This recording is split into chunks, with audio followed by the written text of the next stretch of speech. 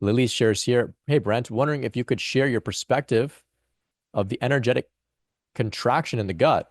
As I investigate it through the sensation, it has a feeling of me and is hanging on because it is afraid of disappearing. It has an innocent desire to exist. Right. So this is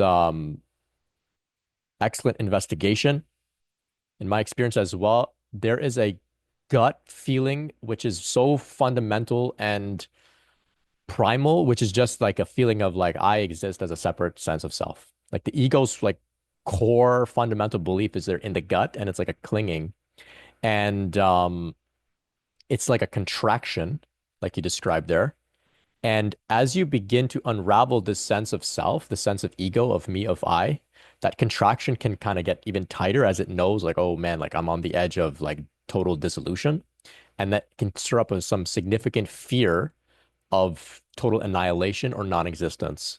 And it can be like really intense fear, like existential fear. And it's the ultimate fear. It's the fear of like non-existence. And so, like you shared here, it's an innocent desire to exist. This is what the ego wants. It wants to exist. And so when we consider this spiritual awakening journey as moving into oneness and interconnectedness, and that's beautiful, but the ego hears that it says like oneness, interconnectedness. Does that mean I'm not going to exist? And the ego says, I exist. Existence is what I'm here to do as a separate entity. So the ego gets very scared. And so we can actually begin to feel that that's clinging in the gut. Um, you don't even have to try and do anything about that. You can just acknowledge it, soothe it, be with it, feel it. In time, uh, there may be an opening and release of that contraction.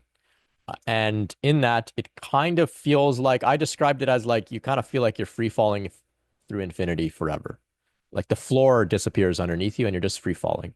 It's scary because you're free falling, but there's no floor to land, so you're safe.